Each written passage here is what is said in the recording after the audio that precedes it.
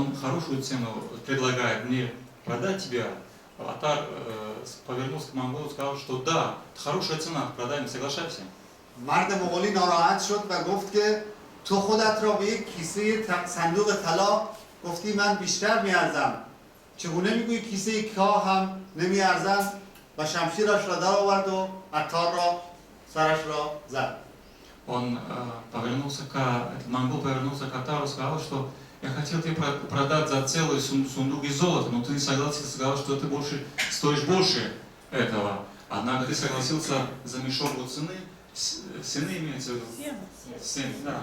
И говорит о том, что ты согласился, твоя цена это, и поэтому повернулся, отрубил, значит, голову Атара. آیا این افسانه دروغ است؟ یعنی معنای آن چیست؟ عطار میگوید یک کیسه طلا کم است برای من، ولی یک کیسه کاه برای من زیاد است. واقعا یعنی چه میگوید عطار؟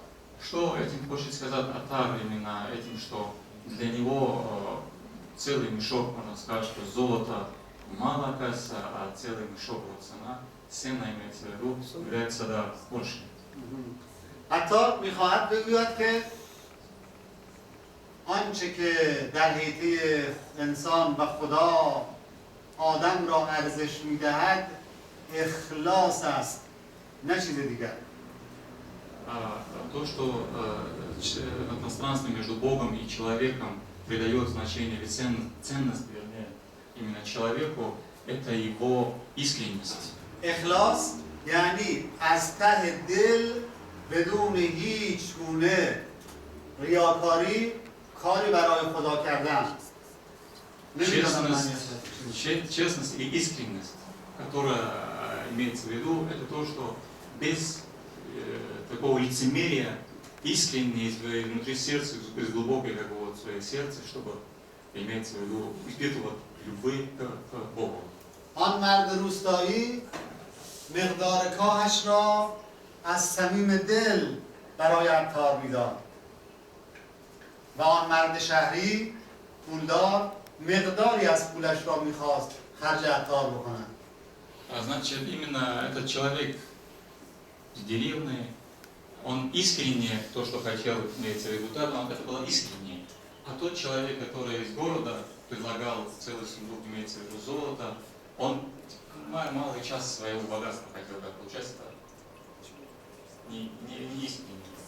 وقتی پای عطار حتی در پای مرگ میخواهد بگوید که تعلیمات ما این است و همین خاطر میگوید که کفر کافر را و دیندار را ذره‌ای در دل عطار را، کفر کافر را و دیندار را ذره‌ای در دل عطار را، یعنی کفر برای آنها که کافرند خوش باشند، دین برای دینداران تا خوش باشند و درد توی خدا، اخلاص توی خدا برای دل عطار که در این دنیا نه مثل دینداران فلان است، نه مثل کافران بهمان.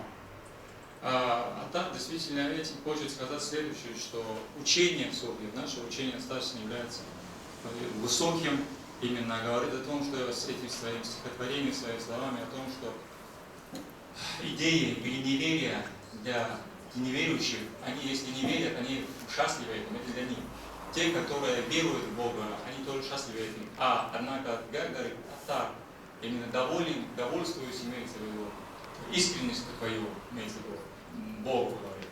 از همین نگاه در فرهنگ ایرانی یک رگه‌ای درست شده است به نام تفکر در واقع رندی، تفکری که روشنفکران ایران، بزرگان ایران همیشه آن را برای خود عزیز می داشتند و آن تفکر در این رباعی عطار خودش را نشان می دهد. Именно поэтому в Иране среди иранских ученых-мыслителей возникло новое такое направление мышления, которое, значит, сегодня именно иранские ученые, мыслители, значит, идут вот по этой пути. Именно вот этому пути посвящается два бейта, достигшие именно Атара. کاش زبان فارسی را مثل عطار چون واقعا قابل ترجمه نیست من میگم انشالله که آقای ادریس با این زبان بلیغش به شما آن را منتقل کنند. میگوید عطار میگوید که نه در مسجد گذارندم که رندی، نه در میخانه که این خمار خام است، میان مسجد و میخانه راهی است، غریبم سائلم آن ره کدام است. میشه ترجمه کرد؟ فکر نمی‌کنم. Значит, и говорит, что نه در مسجد گذارندم که رندی، من نه مرا مسجد راه میدهند که تو اهل دنیا و رندی، رند را دیگه نمیشه.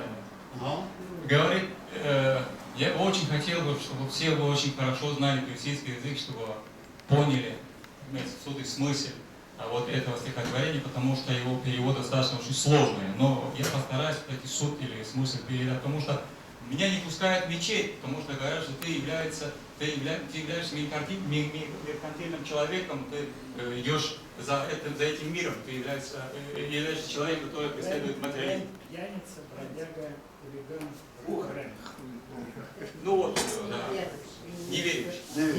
Не веришь.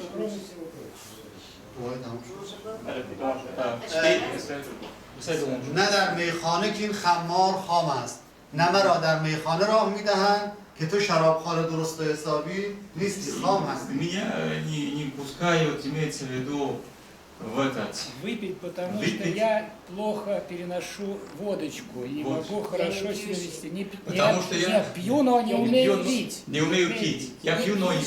Пьющий, но не умею пить. Просто я не пьющий. Ну хорошо, просто я не пью. خب ببینید از همینجا من شاید عمدن این را خواستم این مقدار باز بشه که چقدر تعالیم عطار سخت است. حتی یک مصرع را الان دو نفر با هم دارن اختلاف پیدا میکنن که چه معنا کنیم. حالا برید به قلب عطار ببینید، تا این ساده ترین رباعی عطار است. Вот Нет, видите, учитель не свой, и в этом... тоже не свой. Он тоже не свой. Я, да, путь достаточно далекий, имеется в виду, говорит об этом. Сейчас господин профессор сказал следующее, что вы видите, что насколько сложно понять поэзию, значит, мысли Атара, потому что сейчас мы были свидетелями того, что два уважаемых профессора между собой, можно сказать, что дискутировали о том, что как правильно перевести вот это двустишье Хайяма, Атара.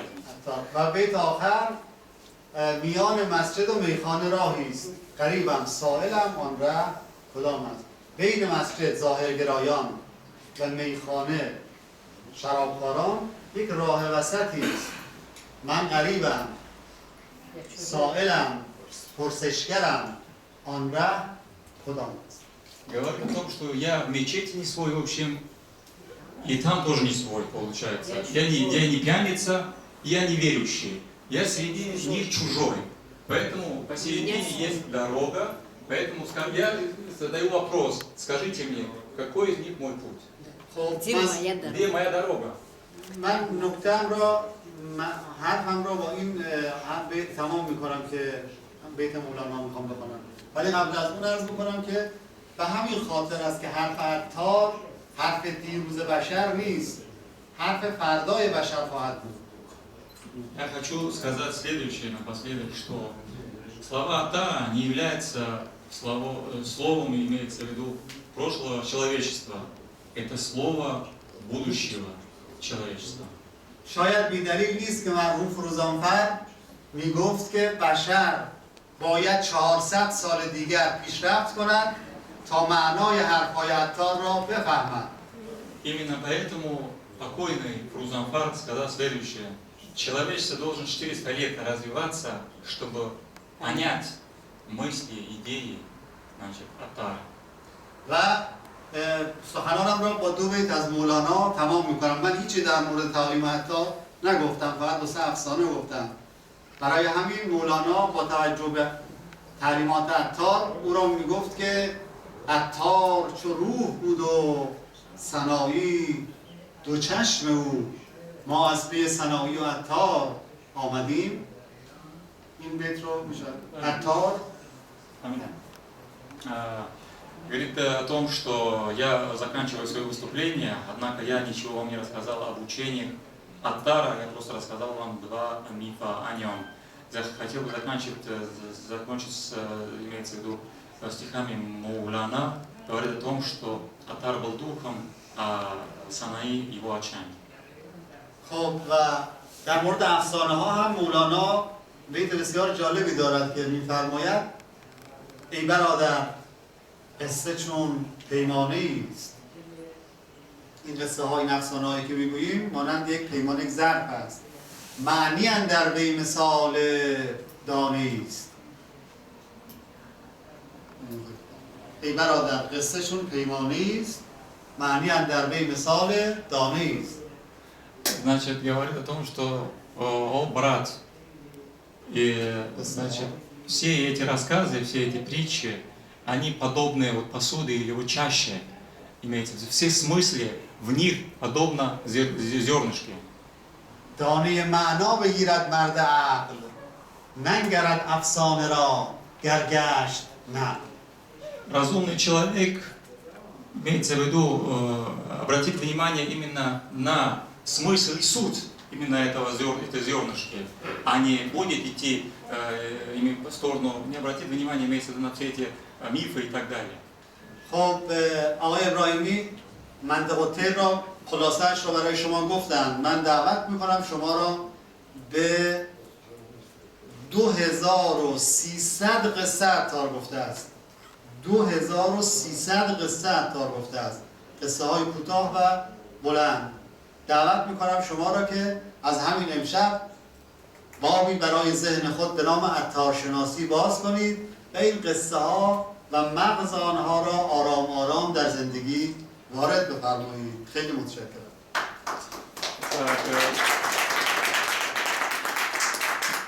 Господин профессор сказал следующее, что господин Ибрахими говорил о антикутере или, значит, беседе птиц. И у Аттара есть 2300 больших и коротких рассказов. Поэтому сегодня хочу, чтобы именно с сегодняшнего дня в наших гостях были новый мир, углубились, имеется в виду, в творчество Аттара. Спасибо.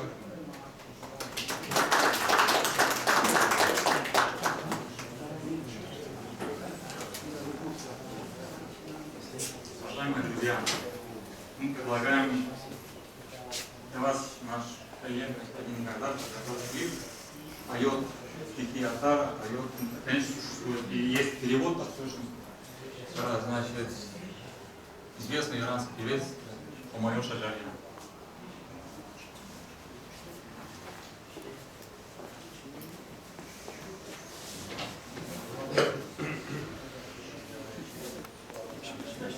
ای صبا گر بگذاریم بر زلف مشک افشان او،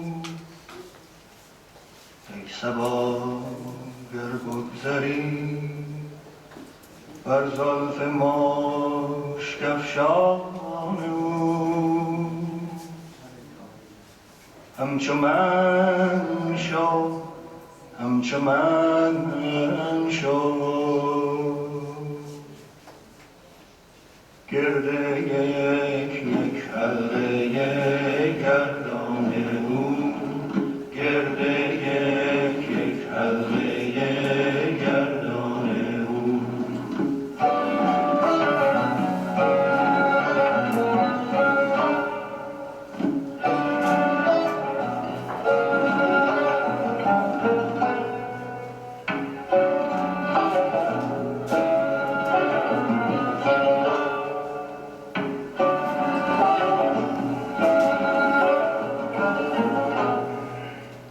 ای صبا گر بگذری بر زلف مشک افشان او، ای صبا گر بگذری بر زلف مشک افشان او، همچو من شو، همچو من شو، گرده یک حلقه گردان او، گرده یک حلقه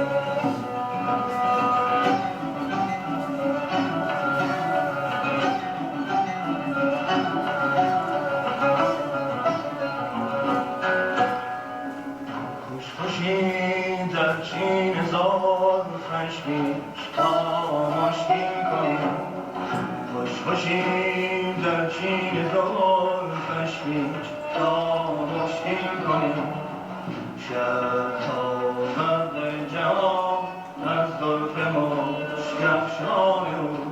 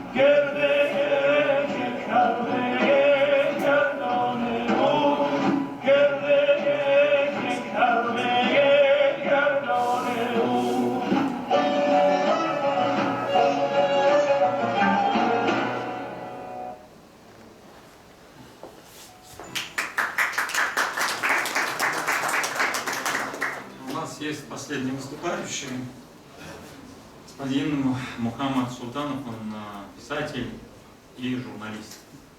Хотели бы ему предоставить слово.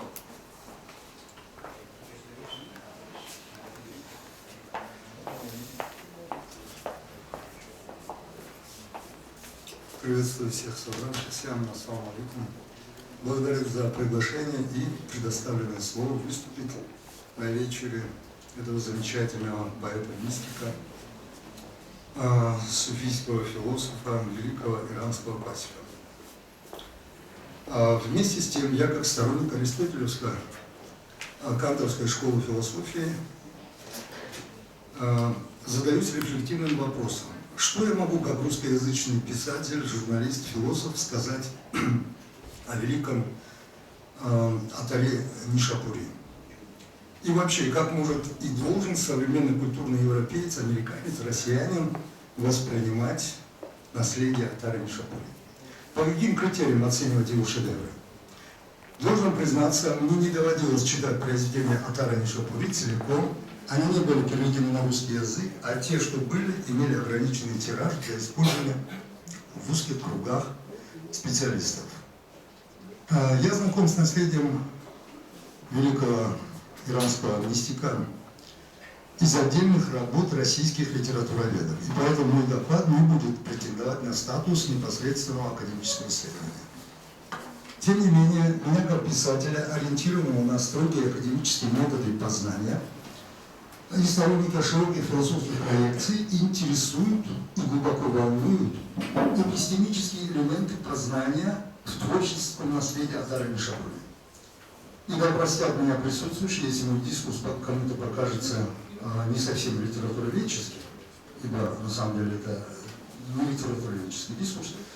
Вот, но я не буду касаться поэтики стихов, они очень хорошо сказали здесь другие. Я выделю из обширного наследия Атара такую эпистемическую когницию, как интерсубъективность. Конечно, такой взгляд может вызвать какие-то спорные вопросы, может быть, потому что, что может быть у классика 12 века общее с философией феноменологии. Но тем не менее, это общее я нахожу и хочу об этом сказать.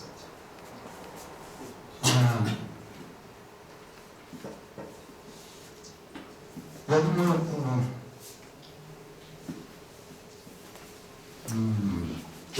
кое-что пропускаю здесь, такое, как сказать, и хочу как суть. В самом деле, лишь на первый взгляд может показаться, что между средневековой иранской мистической поэзией и современными научно-философскими концепциями пролегает неэкстраполируемая пропасть.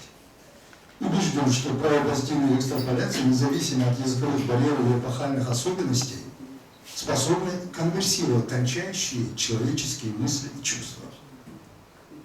Причем конверсировать так, что не мертвым грузом продукты конверсии будут лежать в академических библиотеках и диссертационных архивах, но дадут неисчерпаемый материал для обогащения мировой культуры в самых прикладных аспектах этого дела.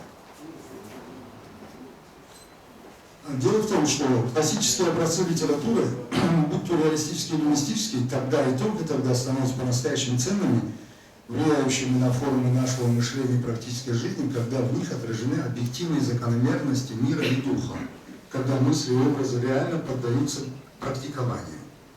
В этом смысле сам образ личности Атара Нишапури, по общему признанию исследователей его творчества, не запятнанный словословием в адрес царей и прочих власть придержащих против тиранов, есть образ достойный подражания для современных творческих личностей. Что касается интерсубъективизма, как понимания опыта сознания другого и объективации, и объективная закономерность природы единомыслия пронизывает творчество Атара Нишапури осью, возводящей человеческую нравственность к совершенству. Именно эта интерсубъективная закономерность делает возможным институализацию таких понятий, как истина, справедливость, добро, любовь, высокие стремления, жертвенность. А жертвенность и вообще детали описания страдания, как у Атара Нишапури, если верить его исследователям, в работах которых я читал, он как бы не превзойден. Если Амар Хайям не превзойден как самый лаконичный антиклерикальный поэт-мыслитель, то Атара Нишапури, на мой взгляд, не превзойден в описании деталей страданий человеческих, но не в обыденном плане, естественно, а в тех высоких аспектах, о которых здесь говорили, то есть стремление к великому, стремлению к смыслу, основному смыслу жизни, то есть к единению с Богом. Я, конечно, упущу здесь концептуальные такие вот моменты, которые здесь могут